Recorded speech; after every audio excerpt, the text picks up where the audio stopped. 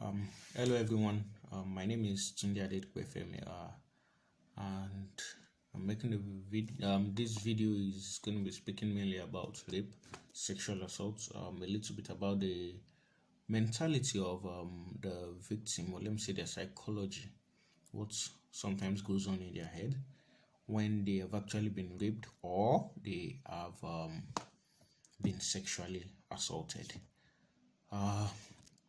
So first of all, let's understand what rape, sexual assaults, and maybe exhibitionism, what it is. These are very different concepts, and rape can be it's actually penetration with an object or a body parts, while sexual assaults can be grouped as unwanted touching, unwarranted touching, and exhibitionism is more like showing off maybe a private part to the opposite sex, or maybe in some cases to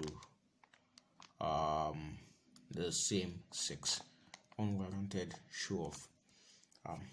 So that is that. There are so many statistics about number of people that have actually been raped at one point or the other. But either way, no matter how much we look at it, these numbers are not encouraging. It means millions of people have actually been sexually assaulted or they have been raped at one point in their life. And this cannot be accepted in our society. Now, in so many cases, a lot of people actually do not want to report rape or maybe sexual assault. In so many cases, a lot of people do not want to report that they have actually been raped, and there are some reasons for this. Some people are actually ashamed. They can sometimes feel guilty that they have been raped. They somehow feel it's their fault. Some actually do not want people to blame them. That is, they fear of being judged by the public. That's why some people actually do not go ahead to report the rape. While some do not believe in the legal system, there's a distrust in the legal system, and in some cases, when some actually tend to they actually want to go and report their rape cases, the police, right from the police station, they dismiss the case. So these are some of the reasons why people actually do not like to report rape cases. And sometimes even when they go to court, it's actually hard to get a conviction, to get for the perpetrators to actually be convicted and given the proper the proper sentence. Not to talk about the justice gap, which is the discrepancy or the gap between the number of rape cases committed and the number of rape cases that actually lead to a successful conviction. So these are some of the reasons people actually do not want to report rape cases. But there are some cases in which the percentage of someone getting of a perpetrator being arrested and successfully convicted, there are some cases in which this can happen. Maybe there is a weapon involved, there was an injury, maybe it's a stranger rape or something. So these are actually cases which can increase the victim's chances of getting justice. So when I'm talking about the psychology of the victim, the thing is, majority of rape cases are actually not stranger cases, but they are actually acquaintance rapes or date rapes. Someone they've actually known before, and it can be a boss or maybe a friend or something, maybe even a relative. So there is something called counterintuitive victim behavior.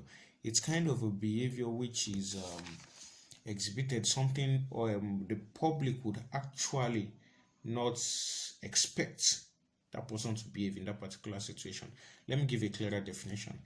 Counterintuitive victim behavior is a behavior that conflicts with the public's expectation of how a victim should actually behave. So counterintuitive perpetrator behavior actually induces counterintuitive victims behavior. Let me give an example. Let's say in an acquaintance rape, I'm going to be using a boy and a girl in this case. Let's say the boy rapes the lady, and after the whole thing is done, the boy actually maybe sends a text message to the lady, and the lady replies. So this is kind of like projecting, like, okay, yeah, this text actually to some extent proves like they are innocent, which they are actually not.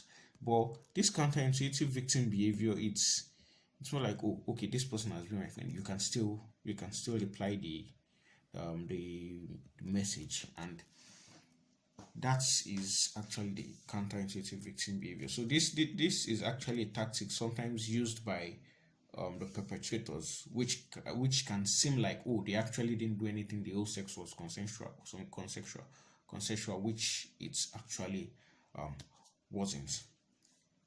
And some other times too, they can actually use gaslighting, which is a manipulation tactic, and actually make the victim question if truly they have been raped or not. These are some of the tactics used by the perpetrator.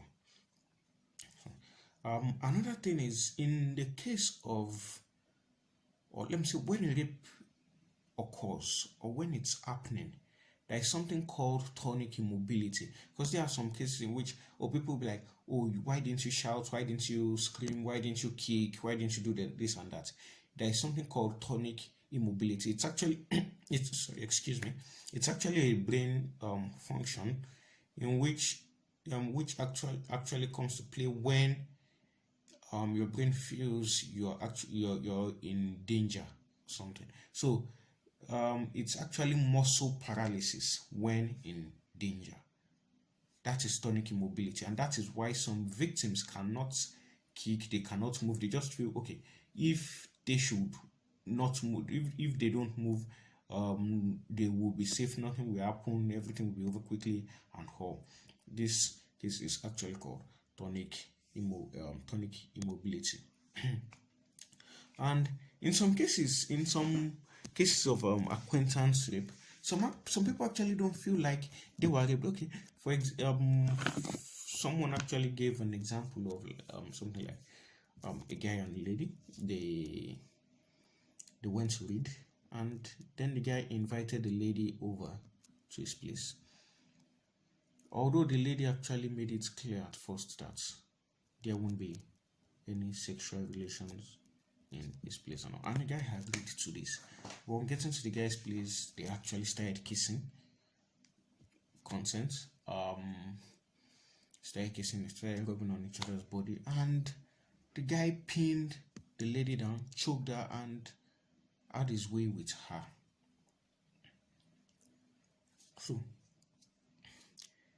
but when the whole thing happened, the lady left, and somehow she actually felt it was a kind of miscommunication. So these are some of the things that victims actually say. So it's actually they can actually be a little bit confused, or sometimes some can be like they feel weird or something. So it actually needs maybe when someone breaks it down for them, they can actually say, okay, yes, they were actually raped. So they sometimes see it as miscommunication, and they kind of feel weird. They really don't understand the whole situation, how it escalated to that level and how. So they would actually need people to actually explain to them. Or maybe if they speak to someone, then that person can actually explain how, okay, yes, you gave consent to kissing, you give you guys were rubbing on each other's body, but you didn't give consent to sex, which in that case is actually rape. It's actually rape. Without the consent, it is rape, and that consent is the most important thing. So just a little bit of statistics which I saw online. I wish I could share the place with you, but I can't really remember now. Statistically, they say being molested as a kid is actually a risk factor for re-victimization in an adult. People who are molested are actually have a higher chance of being depressed, being less confident, developing PTSD, and the likes. So a lot of people, some rape victims actually pick up on healthy coping mechanisms when these things happen to them. Some go into crime, some go into drug.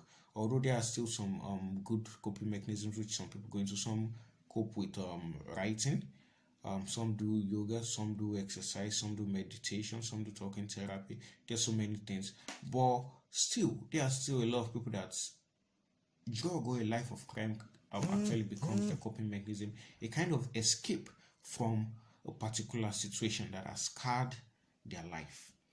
And there's also a statistic that says a higher percentage of those in prison, I think in US prison also, say they've actually been molested at one point in time of their life. They have actually been molested. So these are some of the causes of rape or sexual assault. And sometimes in women, some other effects of rape can be laceration, low self esteem, STDs, and the like. I've mentioned PTSD already. So that aside, but when we have a rape, when we see a rape victim, or we come across one we're talking to, under no circumstance should we say something like they should get over it. They are scarred for life, and that thing will always be with them. They cannot just get over it. It's not you just falling down and then moving on. No, it's not. It's actually a very powerful negative incident. So we telling them to get over it is, although unconscious, it's although not intended, sorry, it's a form of unconscious bullying.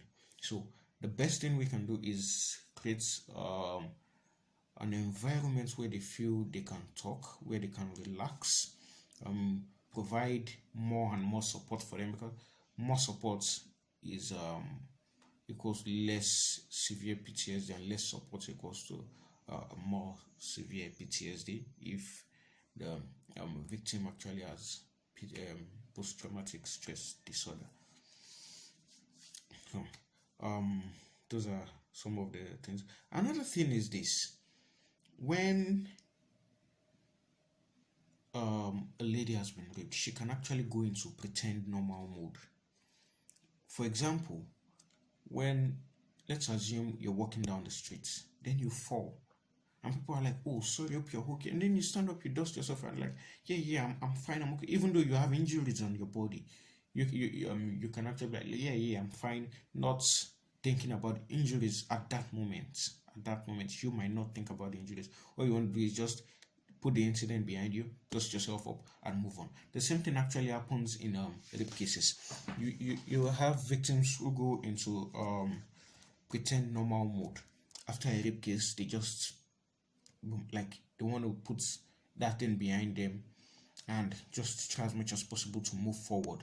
This is actually also a reason why some people might not report early. This is also the psychology of a victim. Not all, some. They go into pretend normal mode. So pretend normal mode is actually understood as a mode of mentalizing thinking, which is typical in the early years, but can reappear in a more problematic way in adults. Problematic way like rape and the likes. So in all, when helping a rape or sexual assault victim, anyone who has been molested, we try as much as possible to create a safe space for them where they can talk about their experiences, where they feel confident without any form of judgment, without any form of shame or anything. We try to create an environment where when they speak up, others can also speak up. Because one thing we believe in and one thing we've known is speaking creates a ripple effect. When one person speaks, it gives another person the confidence to come up and say, yes, this same thing happened to me. It gives another person the confidence to say, this happens to me. So one person speaking actually creates ripple effects. So we're trying to create an environment, a place where people can actually come tell their story, and we try as much as possible to help them to move forward with their life, become better versions of themselves. And if there is any maybe cases of PTSD and like, as much as possible to help them through the difficult times. Thank you. I hope we've learned one or two things from this video. My name remains Tunde-Adedipe Femi. Thank you for listening.